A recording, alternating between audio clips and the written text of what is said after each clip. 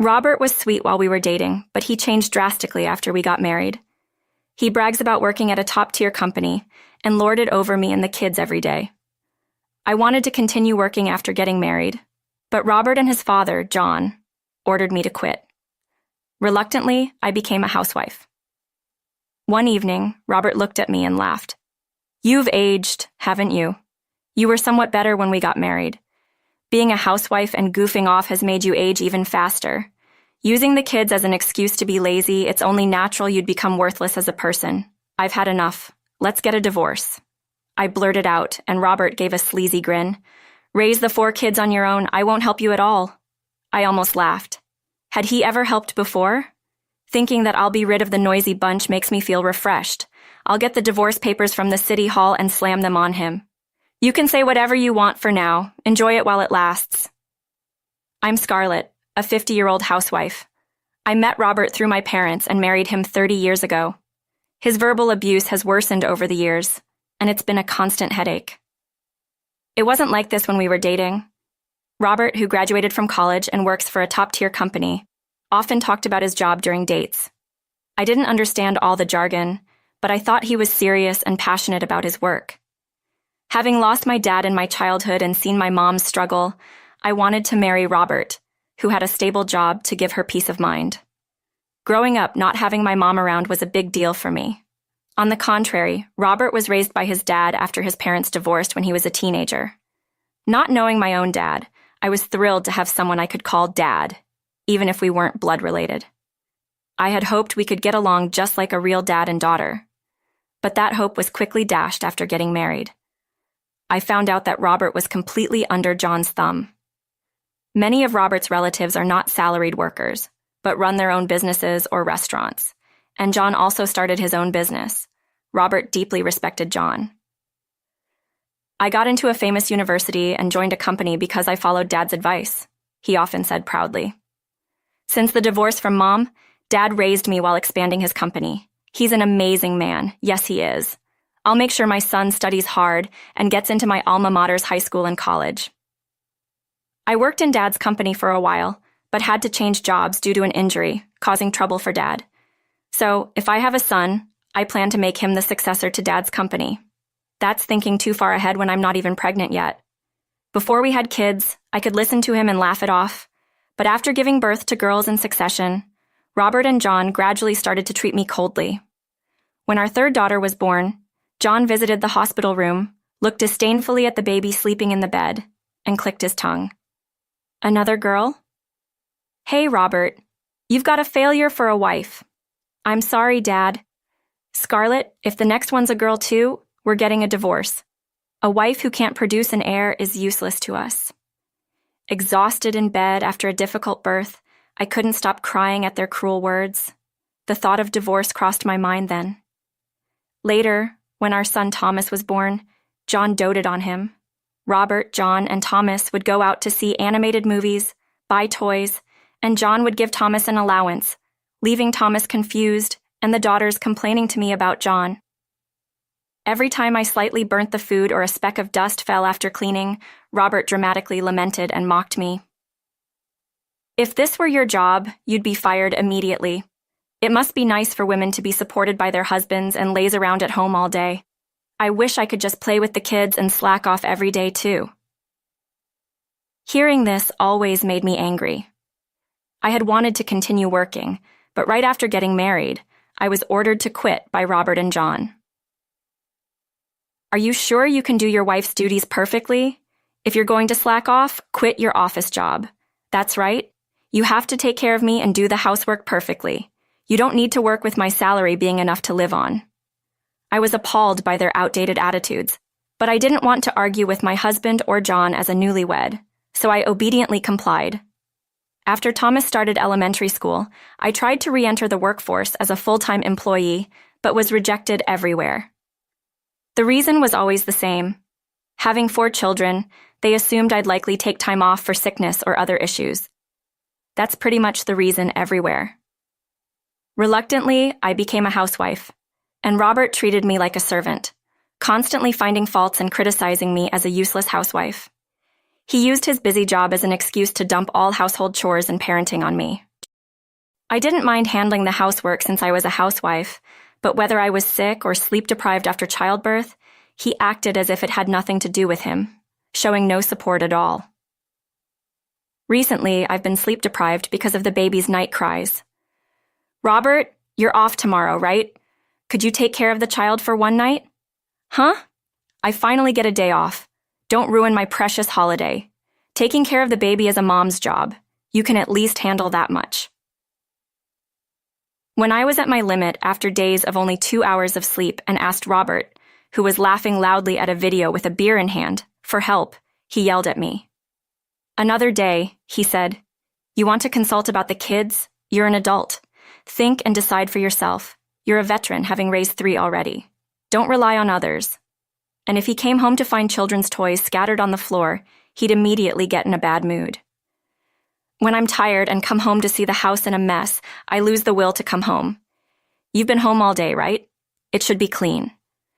"I'm sorry. Thomas was crying and it was hard to prepare dinner. I'll clean it up now." As I gathered the toys, Robert's sarcasm rained down on me. "Thomas is spoiled because you're not strict enough. You're a failure. This makes you unqualified as a mom." Spoiled? I wondered. Thomas was only 5. It's natural for him to assert himself, but such comments felt like a stab in the heart. "Hey, don't look so glum. It ruins the meal. It's annoying, so go to another room with the kids." Robert waved me away. Our eldest daughter, Madison, glared at him. "Dad, why say that when you're eating the meal Mom made?" "What did you say? A girl talking back to her dad? If you're going to complain, then leave." "Madison, don't say such things to Dad. Let's go upstairs." I calmed Madison down and took the younger kids upstairs. Once we were in our room, Madison burst out, "Why do you stay silent, Mom? You should talk back to Dad. Doesn't it make you angry being told such things? Why not just divorce?" "I'd love to, but divorcing with 4 kids requires a lot of courage. I'll earn part-time money when I'm in high school. Isn't that enough?" I smiled weakly at Madison. "Thank you. I appreciate the thought." As I gently stroked Madison's head, she fell silent. Madison, a middle schooler, seemed to feel that her parents' relationship was beyond repair, so on days she had no plans, she'd actively take care of her younger siblings. I wished Robert, as their dad, would interact more with the kids, but he always treated them as nuisances and a source of his stress. On weekends, when the kids made noises, he'd complain and order me to take them somewhere. My head hurts. I feel sick. Despite disliking children, when we visited the in-laws' house, he'd pretend to dote on Thomas to show John how he valued the heir, which was hypocritical. One weekend, Robert got up past noon, and seeing me eating lunch with the kids, he announced, "You see them tired, right? Take the kids somewhere. I'm going out for drinks with a junior from work in the evening, so you can come back then." By the way, our living expenses have been cut back this past year.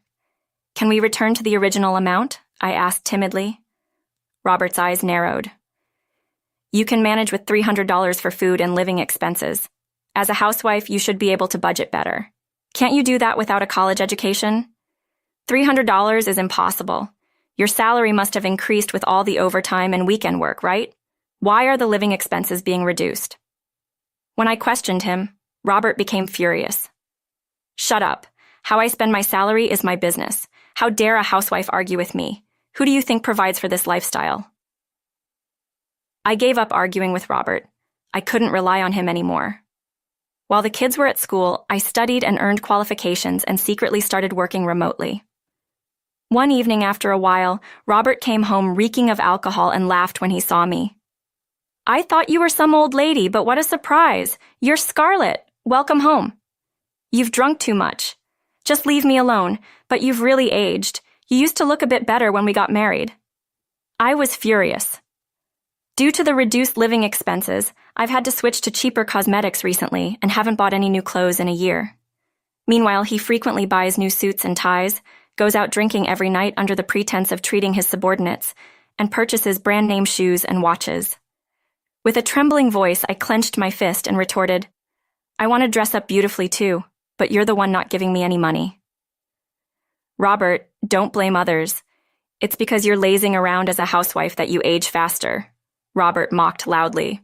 "Always sleeping, lacking a sense of urgency, using the kids as an excuse to be lazy. No wonder you're failing as a person. Dizziness hit me from the anger.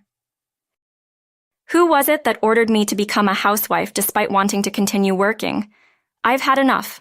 Let's get a divorce, I blurted out, and Robert's face showed a moment of surprise, but he quickly smirked. Fine by me. I'm tired of seeing your gloomy face anyway. He agreed easily, but raised the 4 kids on your own. I won't help you at all, I almost laughed. Had he ever helped before?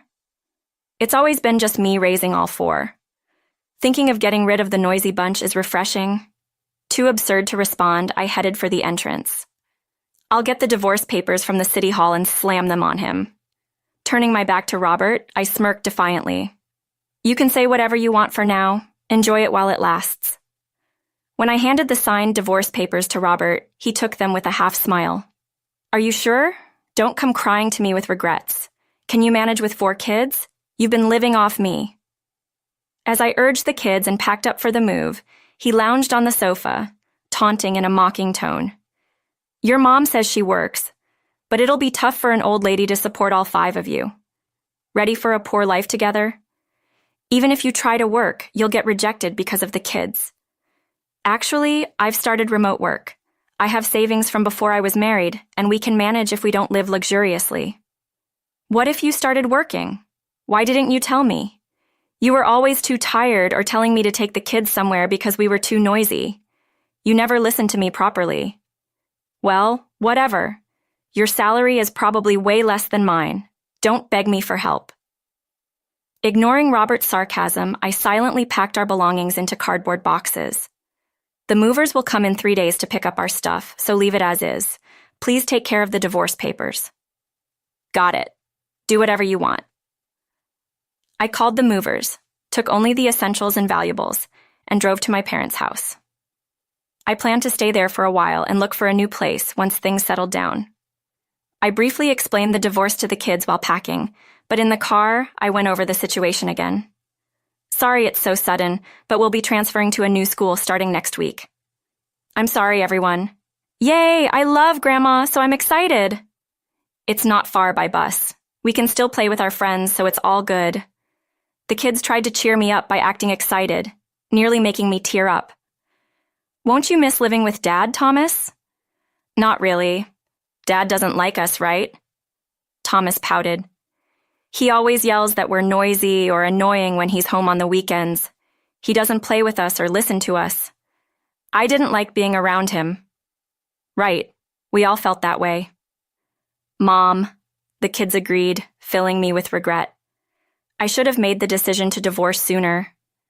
When I called my mom to explain, she was surprised and saddened. Robert always played the good husband and dad when we visited my parents for Christmas, so my mom thought we were happy together. She was heartbroken by the news. After the kids went to bed at my parents' house, my mom told me, Scarlett, you can stay here as long as you like. We'll manage the living expenses somehow. Thank you, but I'll be okay. Could you introduce me to a lawyer, though? Of course, but you'll have to wait a bit since I'm fully booked right now. Let me know if there's anything you need help with. Okay, understood. My mom's strong words resonated with me. 6 months after the divorce, my children and I were starting to adjust to our new environment. As I returned home from shopping, I found Robert standing in front of the gate. His hair, now mixed with gray, was unkempt, dark circles under his eyes, and he seemed utterly disheveled. He lunged at me as soon as he saw me with my bag, but I coldly shrugged him off. Who are you? Come on, don't be like that. I'm your master. I don't have a master. What does my ex-husband want at my parents' house? I asked, pushing him away. Robert began to rant in a near frenzy. I was suddenly kicked out of the house. What's going on? It wasn't sudden. You must have received several notices about paying the rent, right? If you ignore them, getting kicked out is inevitable. Why should I pay? Because you are the tenant. Hearing the commotion, a middle-aged woman from the neighboring house peeked out of her front door. Scarlett, what's happening? Should I call the police? No, it's okay. It's just my ex-husband who has come over. The woman glanced at Robert and frowned. Ah, that one. Scarlett, let me know if you need anything. With that, she disappeared back into her house. What have you been telling people about me? Let's go inside. We're causing a disturbance. Ignoring his question, I led Robert into the house. As soon as we were inside, Robert sprawled on the living room sofa and downed the coffee I offered before returning to the topic. That house was bought by your mom, wasn't it? Yes, but the deed was in your name, Robert. You were too proud to have it in your wife's name, saying it would be embarrassing. Robert seemed to remember, tilting his head as if to say, "That's right. But back then you were just a regular employee without enough money to pay the mortgage, so my mom used to transfer money into the account every month." Oh, that's right. Then stopping the transfers suddenly would be a problem for me, wouldn't it? You're dumb. Can't you understand that? I sighed, holding my forehead. Who's the dumb one here? Who in the world keeps paying their daughter's ex-husband's mortgage? Robert frowned. Your mom's rich, right? If she has money, she could have continued paying. It's unfair. Families should help each other in times of need. Who was it that told me not to rely on others when I needed help with childcare? And aren't you a senior manager at a large company? Why are you so broke? Pressing him, Robert became flustered and replied, You know why. I was treating my subordinates. It's an important duty of a superior at the expense of our household budget. The time you reduced our living expenses coincides with when you started working overtime and on weekends. Robert's face stiffened at my observation. I had to maintain communication and motivate them to work harder because of the increased workload. Oh, I see. So you're kind to subordinates but cold to your own children and wife? Subordinates are different. They're endearing. Ah, I see. How about this suggestion? If you're kicked out, why not stay in a business hotel? I got some hotel vouchers from a friend of my mom's who runs one. Robert's eyes widened. Really? You'd give that to me? I have plenty, so I don't mind sharing a few. You do have your generous moments. I'll be sorted by this weekend, so that'll do. All right. Handing over the hotel vouchers I received from my mom, Robert left in a good mood. Good, everything's set. On the weekend evening, while watching animal videos with the kids in the living room, the doorbell rang. At the door were Robert and John. I swallowed my surprise as they barged into the living room. John surveyed the relaxing children and berated, "Watch such nonsense. That's why you're all so childish." The pleasant atmosphere of our weekend was shattered, and the kids teared up from John's thunderous scolding. Then John turned his anger towards Robert. Robert, are you really leaving Thomas with this wife? What about the talks of him being the heir? I want her to struggle raising 4 kids on her own to make her realize how much she depended on my earnings, Robert declared arrogantly. If you want an heir, I should marry a younger, more obedient wife and have new children. I guess you're right. Find a new wife quickly. Their conversation made me feel sick. As always, they only see a wife as a tool for producing children. Are you two Robert flashed a malicious smile. We've come to demand compensation. Neglecting your husband's care while fussing over the children is a grave sin. You and the kids made it impossible for me to relax on weekends, causing me stress. So I'm claiming $10,000 for a nuisance fee. I agree with Robert. A wife should prioritize her husband over the children. Neglecting the husband's care shows a lack of awareness as a wife. It took me a while to grasp Robert's words. I thought they were joking, but seeing John's intimidating presence, it seemed they were serious. A headache began to form. I wanted to commend myself for enduring years with such a person as I pondered how to respond. Mom appeared at the open living room door. What a lively scene, she spoke in a calm tone. A man in a suit stood behind her. As planned, Mom had brought a lawyer. Mom relieved, I glanced at John, who had turned pale and was trembling. The once aggressive man seemed entirely different. Hello, Scarlett's mom. Dad, please explain the situation. Dad? Robert, too, seemed taken aback by John's sudden change. Regaining my composure with the appearance of allies, I left the room, fetched a large envelope from the bedroom, and returned to the living room. After sending the kids upstairs with Madison, leaving only adults, I laid out the contents of the envelope on the living room table. Mom, you finally got the lawyer's time. I'm sorry for the wait. Since your husband is here, may we discuss the compensation and child support claims now? Compensation? Robert looked puzzled, and I explained. Since you stayed in the hotel, we specified it. It was easy for the detective to gather evidence. You were even caught getting cozy in the car, resulting in many shots together. As I spread out the photos proving his infidelity, Robert was speechless. Eventually, he snapped back to reality and exploded. You had me stay at that hotel just to have a detective follow me? That's despicable. I don't want to hear that from someone who's been cheating for over a year. I also laid out the joint debit card statement on the table. Shocking, spending over $10,000 on your mistress. You were stingy with the household expenses, telling me to respect you as a corporate executive. Yet, as a father and husband, you're the worst. Huh?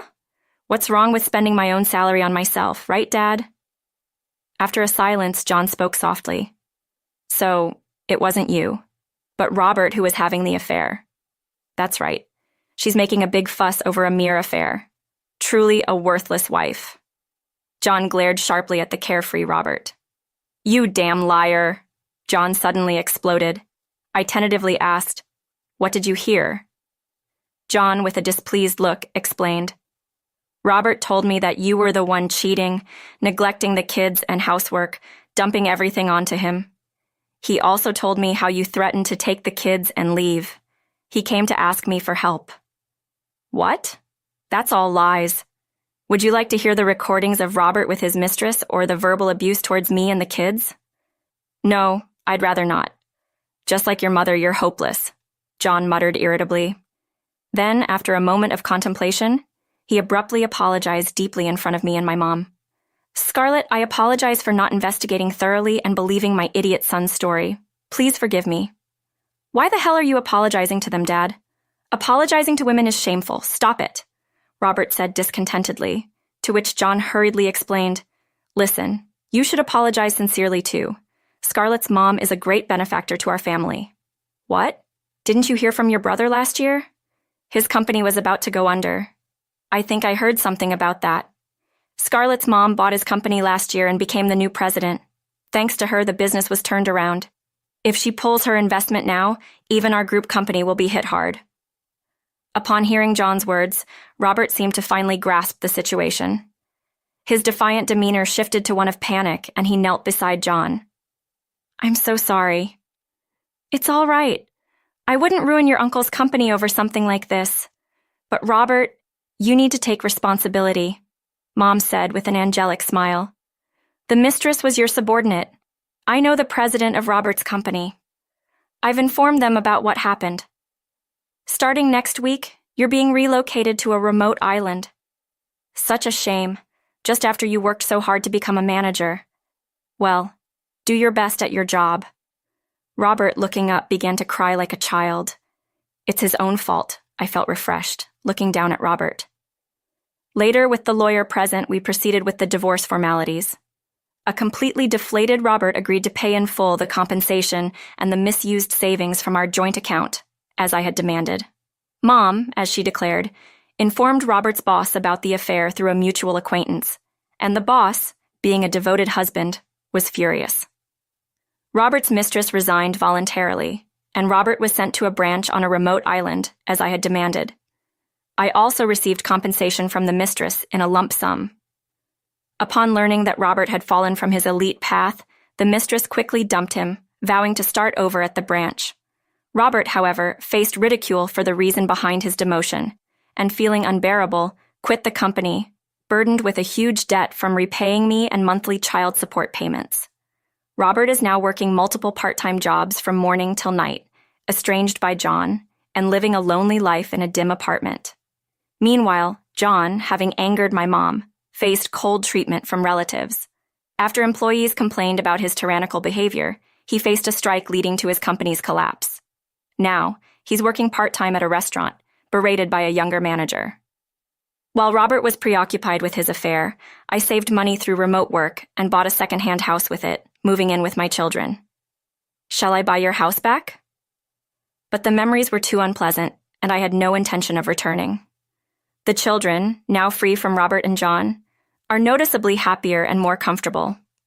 On long weekends, we visit my mom's house, enjoying cooking and chatting together, which has become our latest pleasure.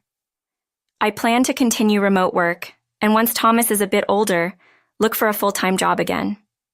With occasional support from my mom, I want to live happily with my 4 children. All right, everyone's presentations are done. Nick, the manager, said as he tried to move the discussion forward. Excuse me, I haven't. I recently found out something. Nick interrupted me and began to speak. There's apparently someone in this department who didn't graduate high school and is just a part-timer. Meetings should be for employees only. Absolutely right. His lackey, Mike, of course, agreed with Nick. I'm leaving. After leaving the meeting room, I started to shut down my computer. I noticed that an email had arrived, not in my personal inbox, but in the company's shared email. Thinking, there's no point in speaking up, no one will listen, I went home quietly. The next day, I heard a commotion from Nick's desk. He was staring at his computer screen, his face pale. Nick? Is something wrong? Mike looked at the screen with him. And he turned even paler than Nick. Why is he so angry? Knowing the reason for Mike's distress, I thought to myself, serves them right. My name is Adam. My mother passed away when I was in the 9th grade, and I was raised by my father. Well, you could hardly call it being raised. After my mother passed, my father changed. He drowned his sorrows in alcohol, and though he still went to work, he squandered our living expenses on horse racing. Because of that, I had to start working part-time as soon as I entered high school.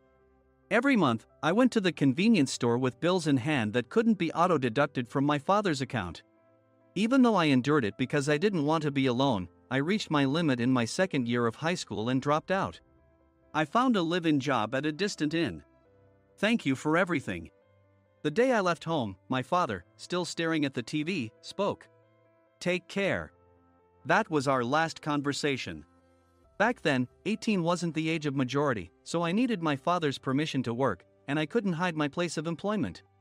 Yet, my father never visited me even once. I kept working just to survive, and before I knew it, I was 42. Years of hard work paid off, and I was transferred to the headquarters. I was thrilled to be recognized by the company, as I thought I'd be working in the field until retirement due to my lack of formal education. Listen up. Our work can change the future of our employees. Don't drag us down. On my first day after the transfer, Nick, dressed in an expensive suit, spoke sternly. There was a reason for this. Our inn was located in a prominent tourist destination, known so well that everyone in the state could sing its commercial jingle. At its peak, we had 5 locations within the state. But that was long ago. Due to financial difficulties and aging facilities, only the place where I had worked for many years and the original establishment remained. I was prepared to lose my job anytime, but now there was a glimmer of hope. With the rise of social media, the tourist area where the inn was located started gaining attention again. Depending on how hard the sales department, where I was transferred, worked, we could either thrive or be forced to give up this prime location to the new hotel chains continuously popping up. For Nick, who had switched careers from another industry to strengthen our sales, this was a battle he couldn't afford to lose. I understood why he had to be strict. I will do my best. Nick sneered at my enthusiastic declaration. Did you not hear what I said? I'm sorry. I thought I was listening carefully. Out of habit from years of customer service, I apologized reflexively, though I had no idea what had offended him. Someone was watching me with a smirk. In this department, there are those who are expected to excel and those who have been shoved here because they have nowhere else to go. You are the latter. It was Mike, the section chief. He's 7 years younger, at 35. But he was called to headquarters much earlier than I was and had been moving around within the headquarters ever since. I'm not jealous, but I can't accept that he's my boss. Graduating from a prestigious university, he has an unusually high pride and caused many problems as a newbie, making things very difficult for me when I was the front desk leader.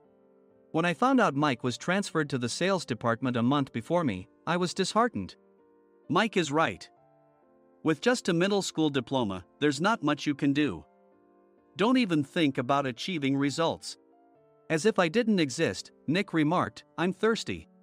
Mike eagerly ran to the coffee maker. It seems Mike is Nick's lackey. I regretted being happy about my transfer to headquarters, wishing I had stayed on site forever. Send a direct mail to every company on this list by the end of the day. Nick only assigned me tasks that even a new graduate could handle. What? There are over 1,000 companies. You want me to send to all of them by today? Yes, if you and your fellow misfits split the work, even those with nowhere else to go should finish by today. I glanced at the employees typing away expressionlessly. They were worn out from customer service, only thinking about leaving on time, or were women reassigned after having children. With zero motivation for work.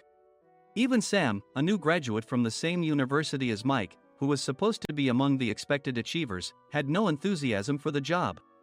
Having joined the company wanting to do customer service. I don't care what they say, I plan to quit anytime, he said.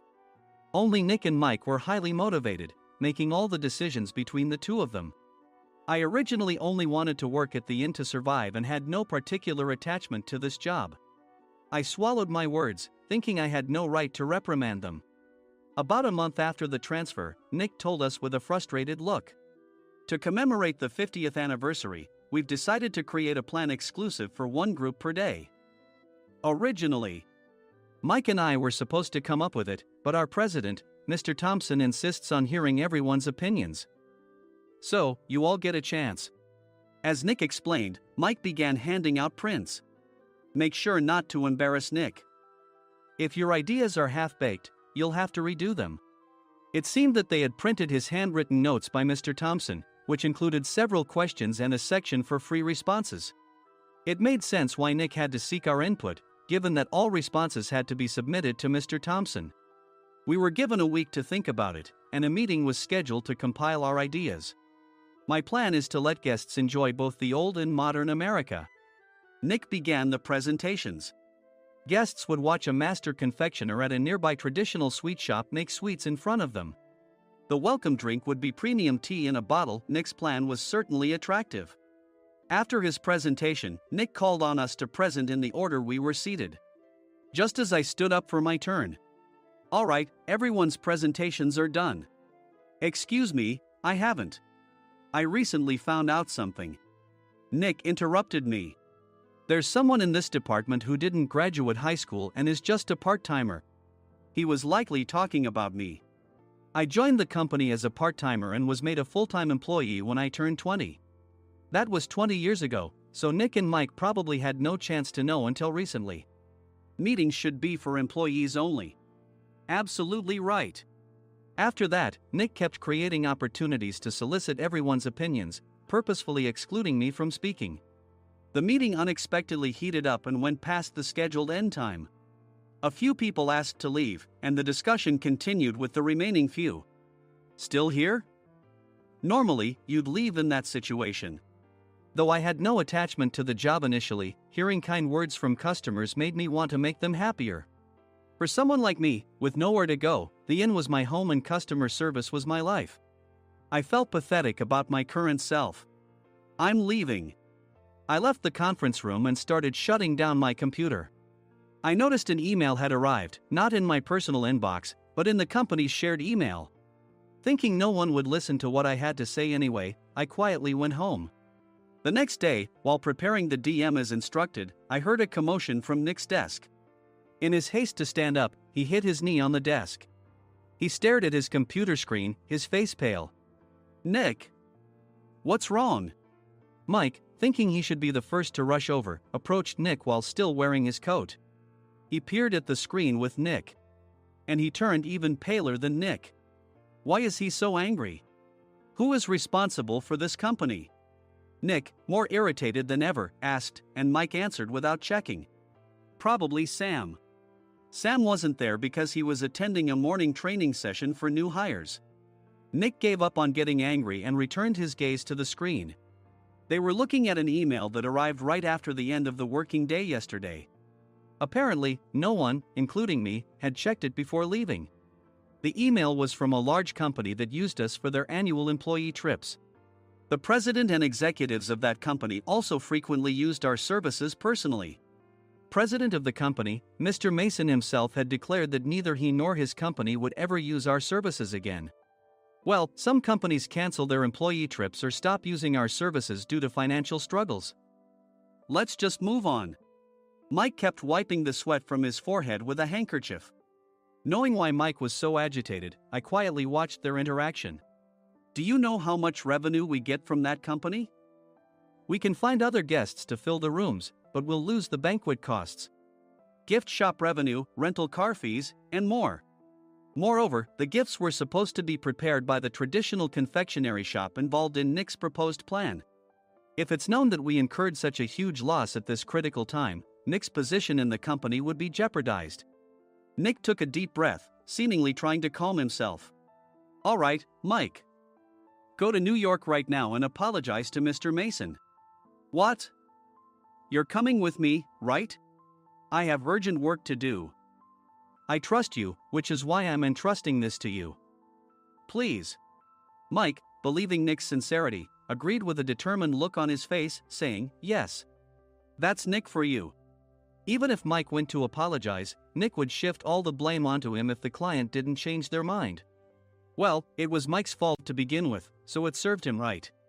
About 3 hours later, Sam answered a call from somewhere and repeatedly apologized, saying, I'm very sorry. Everyone watched to see what was happening. After ending the call, he informed Nick with a weary tone.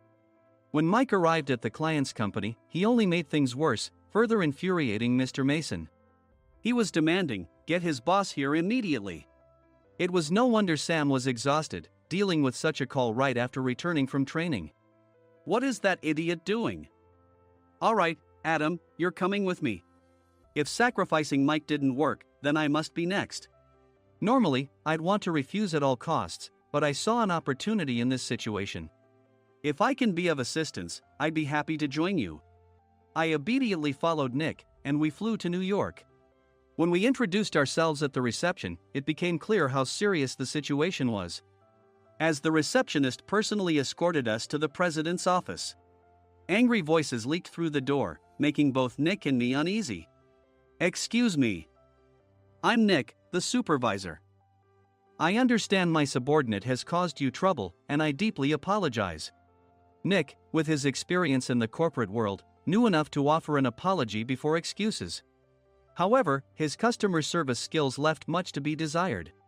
I sighed as I saw Mike trembling like a small dog in the corner of the room. What kind of training are you giving your subordinates? Mr. Mason glared at Nick with a red face. The intensity of his gaze made even Nick take a step back. Regrettably, I joined this company only 2 years ago and was unaware of Mike's issues. I should have identified his shortcomings sooner. Indeed. I should have realized sooner. No sensible person would come to apologize and then give a lengthy presentation on the drawbacks of not using their in. Nick froze, his mouth slightly open. Suspecting the worst, I picked up the documents that had fallen to the floor.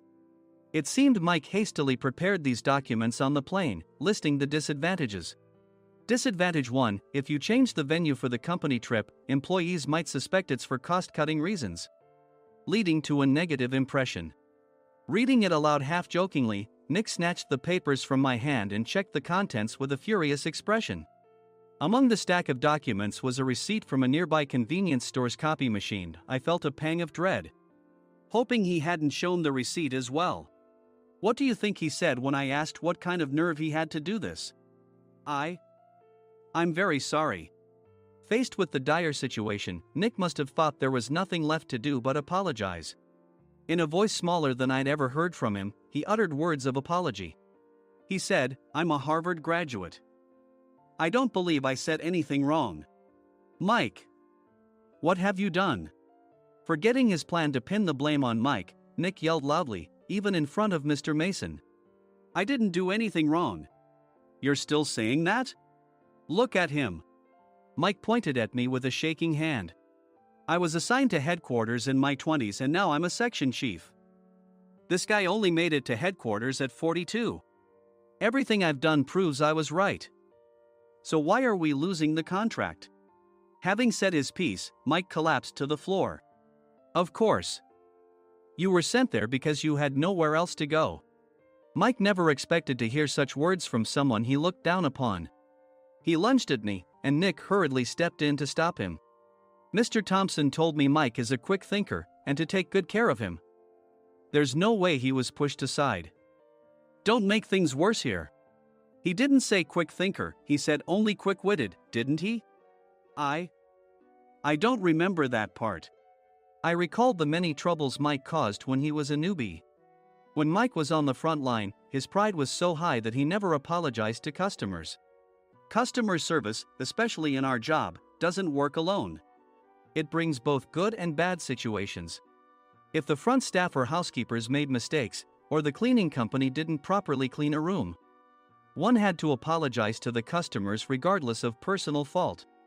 Mike, in such situations, would never apologize, insisting he wasn't at fault. This often angered customers, and as the front desk leader, I frequently had to apologize on his behalf. He caused complaints and disrupted operations, which is why he was quickly moved to headquarters. In departments where he didn't interact directly with customers, his quick thinking was beneficial and things went well. But it seemed his flaws were starting to show. Corporate reservations are supposed to be entered into the system by the sales representative. But a quick check yesterday revealed that more than 10 items were missing from the client's reservation. The handover document clearly stated what needed to be prepared. Why didn't you enter it into the system? Why do we have to give them special treatment? Filling rooms near the banquet hall, setting up all the food in advance. Specifying the brand of wine, they're too demanding. No wonder he always angered customers, I thought, feeling a headache coming on. Grouping them in rooms near the banquet hall is for our benefit too. It makes it easier for the staff to set up beds and serve breakfast since everyone's schedule is synchronized. As for the other requests, Mr. Mason suggested them to lighten our load. I didn't know that. Nick finally seemed to realize that Mike was the one who had angered the client. What did you say to them? I just told them we wouldn't give them special treatment anymore. We shouldn't waste effort on things that don't bring in money. I was utterly exasperated at his lack of understanding of customer service. Of course, we shouldn't comply with unreasonable demands. But carrying over successful practices from past stays makes customers feel remembered and enhances their experience. Good memories encourage repeat visits. That's part of our job. I looked down at Mike, who was sitting on the floor. In our job, nothing is a waste. Mr. Thompson likely moved you to the sales department, hoping you'd finally understand this. How do you think he feels now that you failed to meet his expectations? Mike, tears in his eyes, fled the president's office. I was amazed he still hadn't apologized. You have it tough, Adam. It's okay, we're all employees of the same company. I deeply apologize for this disrespectful incident. Especially after all the care you've shown us. If it weren't for you, Adam, I really would have stopped staying here. When I heard you were moving to the sales department, I was willing to reconsider if you handled it. Seeing us talk so amicably, Nick's face contorted. Do you two know each other? Adam's service is excellent. I always requested him specifically. Normally, we don't accept specific staff requests, but we made an exception for Mr. Mason, adjusting my shifts accordingly. He had personally stayed at our hotel just before my transfer, and during casual conversation, I mentioned, I'm moving to the sales department soon. If I hadn't told him then, things could have been much worse. Please continue to take care of us. I look forward to it. On the return flight, Nick awkwardly offered me a can of beer. It's still working hours. Of course, I had no intention of forgiving him for a single beer. Nick might try to pin everything on Mike and avoid any consequences. While pondering this, a startling fact came to light. Nick, the tea bottles for the plan have arrived. I handed Nick a bottle labeled with our inn's name. They look good. What are you talking about? These are plastic bottles. I had assumed we would use the trendy, high-end bottling tea. But what arrived were ordinary plastic bottles of tea with customized labels. The only unique aspect was the label, which had the inn's name, making it look customized. Upon further investigation, I discovered that a substantial amount of money was set to be paid to the tea company. It was priced like bottling tea. Does this plastic bottle really cost $100 each? The tea inside is specially blended for us. The extra cost is for that. Wouldn't it be better to use another tea company? Or is there a specific reason we must use this one? As Nick continued to make excuses, I showed him a printed email. I informed the tea company's president, Mr. Mitchell, that we discovered irregular payments and he confessed. He said you two were high school classmates and planned to split the extra money. That idiot. Why did he confess?